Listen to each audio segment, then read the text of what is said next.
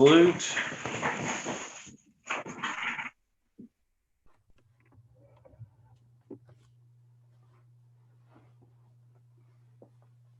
Mr. Kirk, would you want to lead us, please?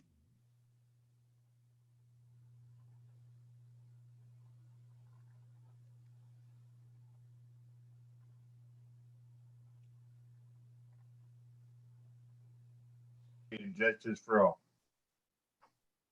Oh, I never did hear him. Sorry, he had not unmuted. Oh, okay. Okay, gotcha. All righty.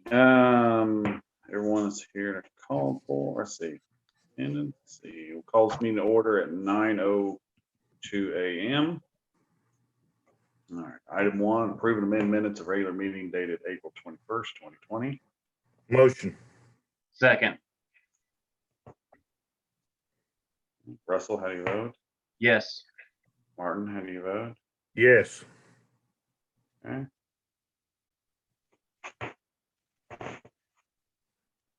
Item 2, approve payment of claims submitted by county clerk's office. Motion. Second. Okay. Russell, how do you vote? Yes. Martin, how do you vote? Yes. All right. And item 3, approval of monthly reports submitted by officers. Are there any?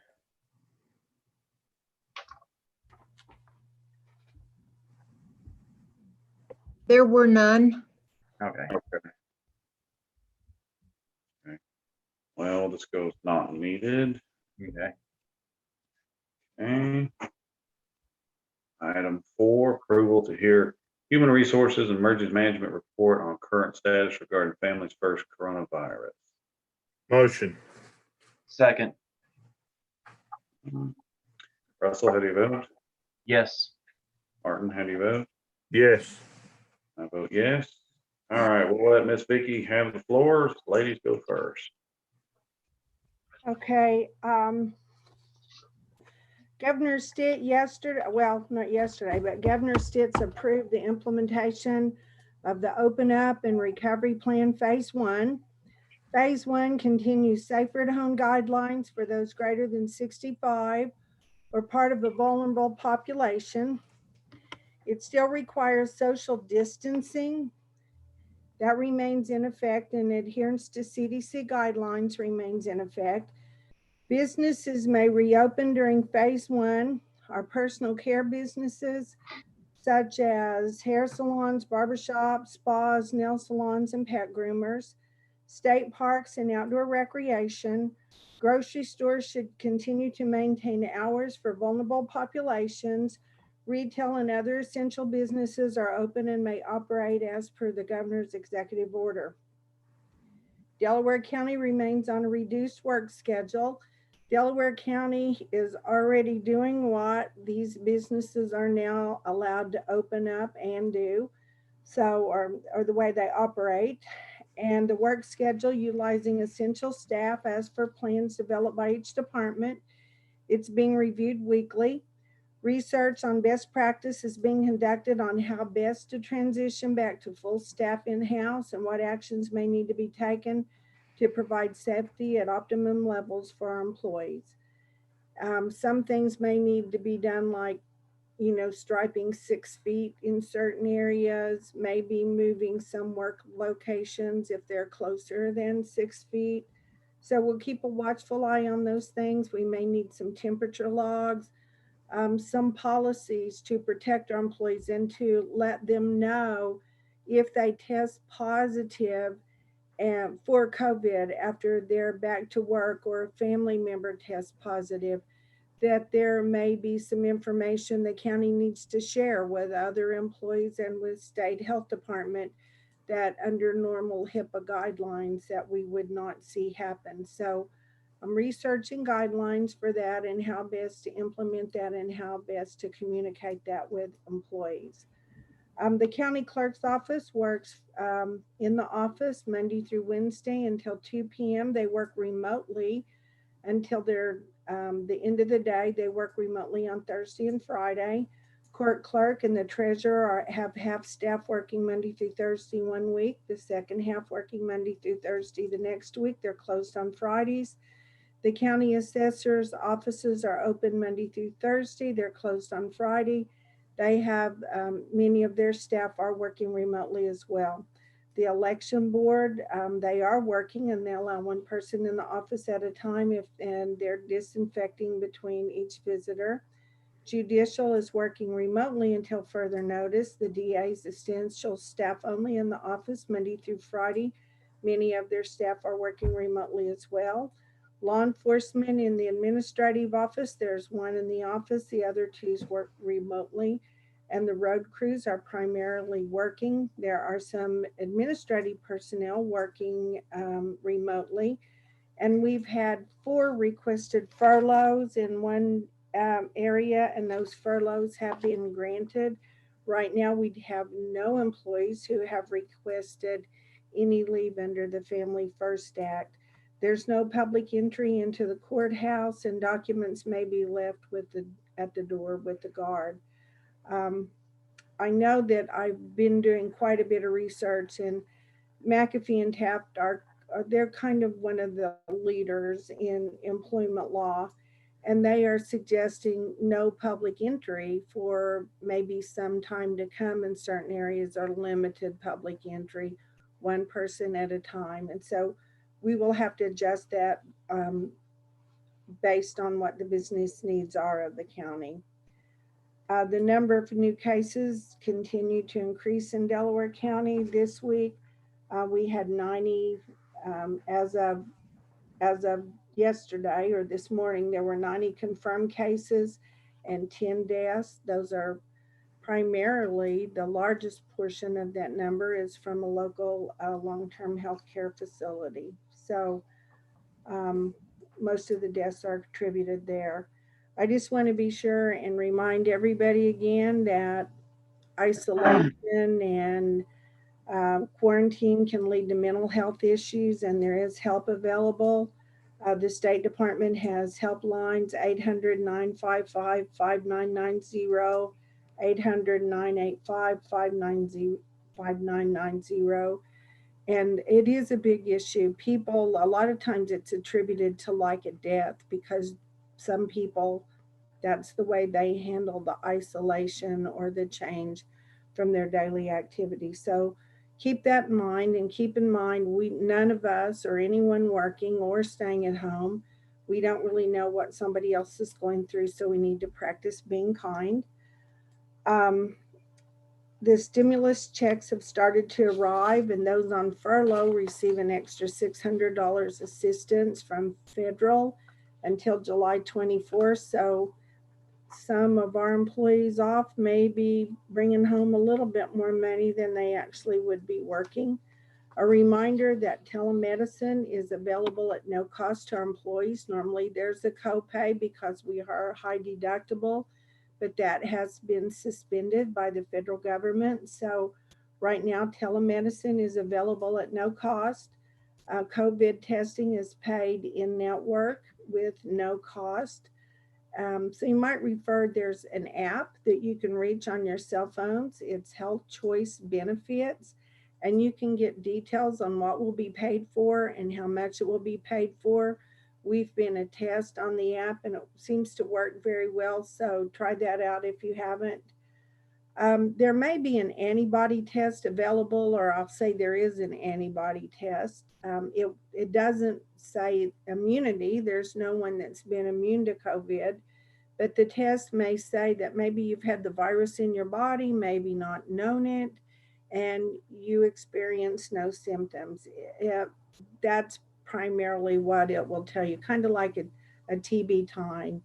The widespread availability of that test is not yet known, nor the cost, but I do understand that if somebody needs that our insurance does pay for that in network. So keep that in mind. And it's a blood draw test. It's not the nose swab that tells if you are actually active for COVID. So That's all I have this morning. All right, Travis, you have anything you'd like to? Not very much, maybe one quick comment. Sure, go ahead. Is there a comment? Yeah, just, Go, I Travis. just wanted to add, everything I've got agrees with your figures. I just wanted to get a statement in that, I did get the RPA request for public assistance and, declaration of, the COVID emergency by the commissioners. Got it filed with OEM yesterday, so we're on the list down the road if there's any monetary recovery possible through these COVID programs. We're eligible by having that happen, and that's just kind of on the economic side, and that's about it. I don't have a whole lot. Okay. We got a grant extension. I'll mention that, but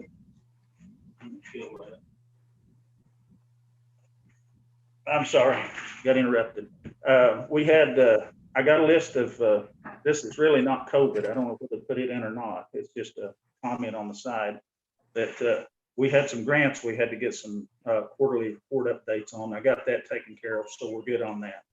But that's really about it. Okay. Okay. All right. Thank Okay. you, Travis. Thanks, Travis. And I don't know if you can see this or not, but it's a fairly thick booklet, and it's the guidelines for the businesses that we spoke about to reopen.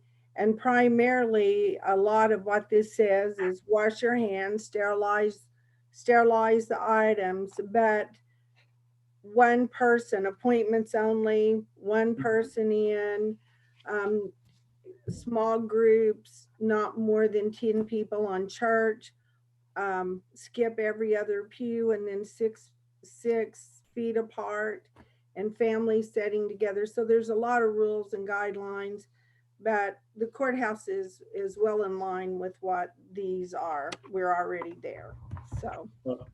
Yeah, I might add that we're still picking up some PPEs from Oklahoma Emergency Management on Friday over at Coweta in Wagner County, and we've been distributing them kind of on as a needed basis to the fire departments, the sheriff's office, of jails. They instructed us yesterday to try to reserve some for the court's use if the court goes back into session. And right now, that looks like it'll probably be June at least. But I have a few PPEs on hand. You know, if the road crews need any, I'm not covered up with them, but I've got a little bit of stuff. So if you need a few masks or gloves or things like that, I've got some on hand. Okay. What about some of our other more rural fire departments like Xena and Tijuana and them? Yeah, Do they call you and request it, or? Yeah, pretty much. I've been in touch with almost all of them, and we have distributed some supplies to, I'd say, over half of them. Some of them have a few things. We have what we call a burn rate. We have to make a report on approximately what we think are being used every week and what we're requesting, which we request more than we're getting, obviously. But Yeah. we're not, as far as I know, I've got 1 or 2 deliveries made, but as far as I know, nobody is completely out of anything right now. We're short of a few things like gowns. But most of the fire departments don't have to go in with the paramedics. They're standing out if there's any sign of symptoms. So, but we're trying to get them gear, a little box or 2 boxes fixed up where they have protective gear at all times. Okay. And that's kind of a ongoing thing. I mean, we have to put our requests in every Monday, and we make our pickups on Friday. And we have been picking up stuff for the sheriff and the jail and those things. So, but I suspect in a couple of weeks that this OEM supply may dry up because they're going to run out of reserves, and we're probably going to be down to trying to search out and find and have to go to vendors and buy some things. Okay. I'm trying to stock up everything I can get, but it's holding us so far. If we don't have a fresh outbreak, I think we'll probably pull through okay. Okay. But, anything else, give me a call. The COVID thing is kind of taking the front line on everything, but we're you know, other than the nursing home populations, I think we've come along pretty good. Okay, and I'll give you a call this evening. I need to talk to you about Piney Bridge. Okay, yeah. I'll just tell you right now, we got an extension on that, so, but I'll talk to you in detail on the phone. All right. All right. Thank you. Thank you, Travis. Thank you, Travis.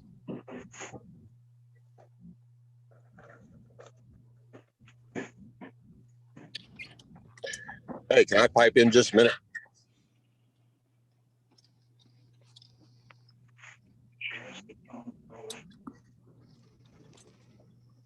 Hey, David, can you hear me? Yeah, go ahead. The sheriff's office is putting in for a grant for the COVID-19 grant. And I need a list of anything that may need to be purchased or want to be purchased.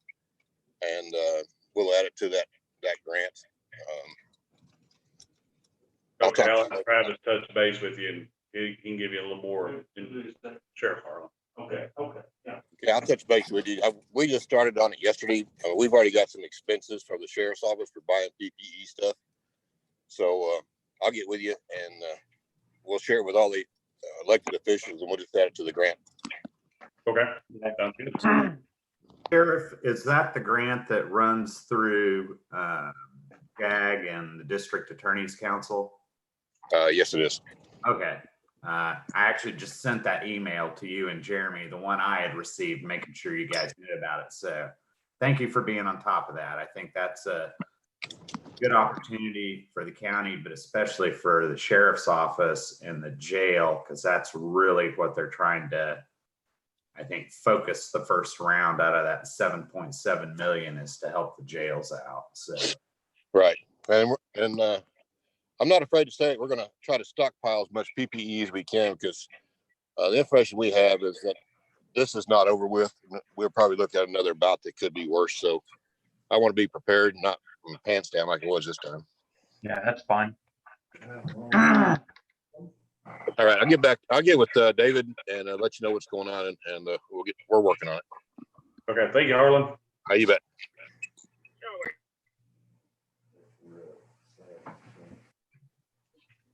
All right. Okay, moving on to item 5, approval to acknowledge OSU Extension hiring of Penny Meredith for the new family and consumer science educator. Motion. Second. Okay, Russell? Yes. Well, hang on. Are they in our, before we vote, I'm sorry, are they in our meeting by chance or? I don't think so. That's what I was looking for here a minute ago and I didn't see Oh, anybody. okay. I was gonna say, that got me, I was kind of scrolling through and didn't see anybody. I didn't see him either. Okay. They're gonna introduce her later, they said. Okay, I wondered how they were gonna work that in or just wait till on this all settles down. They just wanted to announce it, but meet her later. Okay, fair enough. All right, so Russell, how do you vote? Yes? Yes. Mark, how do you vote? Yes. And I vote yes. All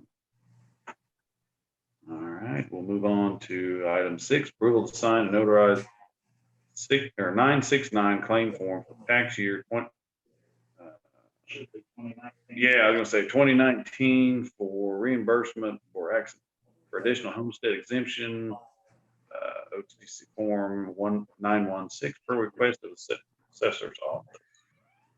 Motion. Second. She was in the meeting. I just saw her a minute ago. Oh, yeah, there's Lorena. Hey, Lorena, would you want to give us just a little short synopsis about this? for us, please?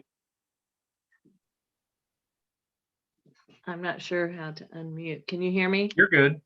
Okay. That's just what we do annually, that is supposed to be reimbursement for double homesteads that are in the county. Delayla, we don't get that money though, do we? We've never received that money yet. The general fund always runs short after they reimburse all the 5-year manufacturing. So, but we go ahead and file it every year just in case the money's there. It Okay. comes from the state. Very good. All right. Thank you. Thank you. Thank you. All right. Russell, how do you vote? Yes. Martin, how do you vote? Yes. I vote yes.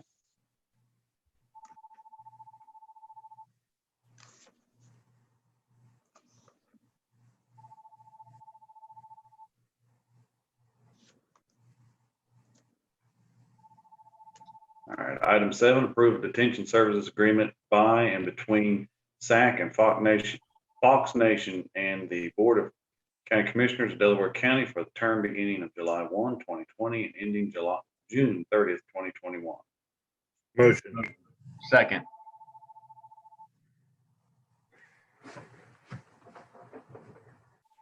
Okay.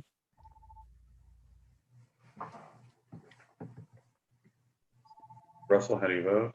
Yes. Martin, how do you vote? Yes. I vote yes. Okay.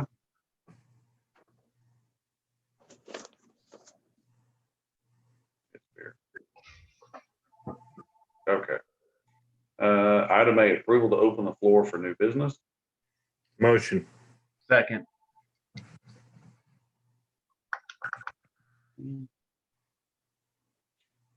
Russell, how do you vote? Yes. Martin, how do you vote? Yes. I vote yes. I have no new business. I have none. I just want to say that they located our other pickup we had stole. So as soon as we get it back, we'll have everything back. That's good. Excellent. They found it in Tulsa. I'll be. Yeah. So that's the only thing that I have. All Okay. right. Well, a little bit of good news. Yes, Yeah. sir. All right, moving on to item 9, approval to adjourn. Motion.